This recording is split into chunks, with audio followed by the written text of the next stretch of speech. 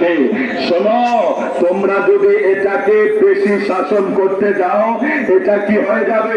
ভেঙে যাবে, অর্থাৎ নষ্ট হয়ে যাবে, বাড়ি ছেড়ে পালিয়ে যাবে, সংসার ছেড়ে দেবে, সন্তান ছেড়ে দেবে, তোমাকে ছেড়ে দেবে। সুতরাং এটাকে বেশি শাসন করতে যেও না। রাসূল করিম সাল্লাল্লাহু আলাইহি সাল্লাম তারপরে বলেন, খবরদার আবার ছেড়েও দিও না। বেশি শাসন করবা না, একেবারে ছেড়েও দিবা না। যদি বেশি শাসন করো, তোমাকে তালাক দিয়ে ভেঙে যাবে।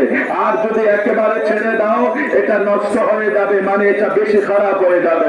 সুতরাং কি করো? তুমি তার সাথে উত্তম আচরণ করো, ভালো ব্যবহার করো। তার সাথে উত্তম আচরণের মাধ্যমে, উত্তম উপদেশের মাধ্যমে তুমি তোমার স্ত্রীকে কন্ট্রোল রাখো। আল্লাহর হাবিব সাল্লাল্লাহু আলাইহি সাল্লামের নির্দেশনা। আল্লাহ আমাদেরকে সেই পথে কবুল করে, আওয়াজ করে বলে আমিন।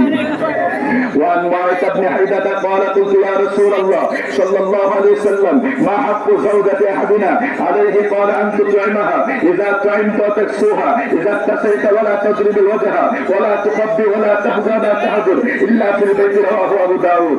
হযরত মুআবিয়া ইবনে হাইদা রাদিয়াল্লাহু তাআলা থেকে বর্ণিত, তিনি বলেন, হে আল্লাহর সন্তানগুলো মারা এতিম হয়ে যাবে, কখনো মা হয়ে যাবে, শেষ হয়ে যাবে, বাবা বাবার জায়গায় স্থির হয়ে যাবে, মাঝখানে এতিম হয়ে যায় আমাদের ছেলেরা, আমাদের মেয়েরা।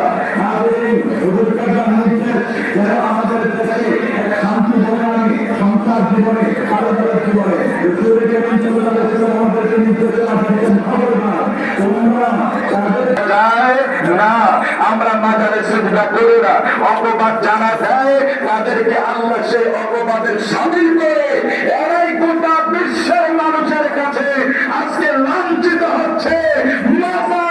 মাজার ভেঙে, মসজিদ ভেঙে এবং মন্দির পাহারা দিয়ে আল্লাহ বুঝিয়ে দিয়েছেন, সারা জীবন যাদেরকে অপবাদ দিয়েছ, তাদেরকে বাস্তবে মাজার খুঁজে বানিয়ে দিয়েছে। সে তার ইমানের স্বাদ পাবে না যতক্ষণ না সে তার স্বামীর হক আদায় না করে।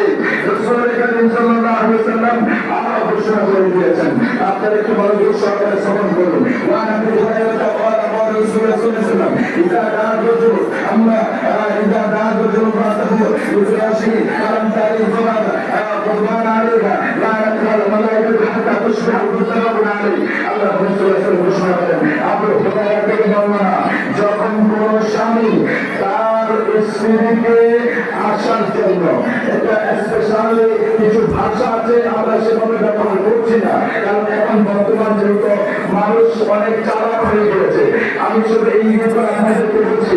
আল্লাহ হাবিব সাল্লাল্লাহু আলাইহি ওয়াসাল্লাম বলছেন, কোন স্বামী যদি তার স্ত্রীকে ডাকে, অতঃপর তিনি তার স্ত্রী স্বামীর ডাকে সাড়া দিল না, সারা রাত একদল ফেরেশতা ওই স্ত্রীর উপর লানত দিতে থাকে। আওয়াজ করে বলি নাউজুবিল্লাহ। আমাদের দেশে এই ধরনের অসংখ্য ঘটনা ঘটে। এক বিছানায় ঘুমানো নিয়ে, এক জায়গায় থাকা নিয়ে অনেক ঘটনা আমাদের দেশে ঘটে যায়। মুআজ্জিজ সাহেব মুহতারাম, আপনাদের খেদমতে আরজ করছি, আল্লাহ হাবিব সাল্লাল্লাহু আলাইহি ওয়াসাল্লামের যে নির্দেশনা, এটা আমাদের জন্য বড় নিয়ামত স্বরূপ। সুতরাং রাসূল করিম সাল্লাল্লাহু আলাইহি ওয়াসাল্লাম আমাদেরকে যে নির্দেশ দিয়েছেন, যেভাবে আমাদের স্ত্রীদেরকে নির্দেশ দিয়েছেন, আমি অনুরোধ করব যে আমাদের স্ত্রীরা যাতে অবশ্যই স্বামীর কথা বলতে হয়। একটু আমি একটা হাদিস আপনাদেরকে আমি শেষ করে দিচ্ছি। রাসূল করিম সাল্লাল্লাহু আলাইহি ওয়াসাল্লাম বলেন, وقال رسول الله صلى الله عليه وسلم وأجد أكثر أحدكم من النساء قال بما لا رسول الله قال بكفرهن فإن يكفر بالله ولا يكفرن العشير ويكفرن الإحسان لو أحسنت إلى إحداهن الدهر ثم رأت منك شيئا قالت ما رأيت منك خيرا قط أن النبي صلى الله عليه وسلم وذكره আমি জাহান্নামের সবচেয়ে বেশি নারীদেরকে দেখেছি। আমি জাহান্নামের সবচেয়ে বেশি নারীদেরকে দেখেছি। তখন সাহাবায়ে কেরাম জিজ্ঞেস করলেন, ইয়া রাসূলুল্লাহ, এটার কারণ কি? নারীরা কেন সবচেয়ে বেশি জাহান্নামী? আমার রাসূল বললেন যে এরা কুফর করে, এরা নাফরমানি করে। কুফরের অনেক শব্দ আছে, কুফরের অনেক ব্যাখ্যা আছে। গোপন করা, অস্বীকার করা, অস্বীকৃতি জানানো। তো আল্লাহর হাবিব সাল্লাল্লাহু আলাইহি ওয়াসাল্লামকে যখন জিজ্ঞেস করা হয়েছে তার সেবা করেছ, 12 বছর কোনো ত্রুটি করো নাই, 12 বছর পরে গিয়েও যদি একটু তোমার ভুল হয়ে যায়, সে তোমাকে বলে ফেলবে তুমি তো আমার জন্য কিছুই করলা না। এটা রাসূল পাকের হাদিসে মুবারাকা। বাস্তবে মিলছে কিনা আমাদের সমাজে এগুলি? তা আমার হুজুর যে নির্দেশনা দিয়েছেন আপনাদের খেদমতে খুব দ্রুত কথা বলেছি, ভুল হলে ক্ষমা করে দিবেন। আল্লাহ যাতে আমাদেরকে আমাদের সংসারকে শান্তিময় করে দেয়, এই তালাক বালাক এই ধরনের নিকৃষ্ট কাজ থেকে আল্লাহ হেফাজত করুক। ওয়া আখিরু দাওয়ানা আনিল হামদুলিল্লাহি রাব্বিল আলামিন। আসসালামু আলাইকুম ওয়া রাহমাতুল্লাহি ওয়া বারাকাতুহু। মাশাআল্লাহ, মারহাবা। খুব চমৎকার ভাবে অত্যন্ত গুরুত্বপূর্ণ হাদিস শরীফ হুজুর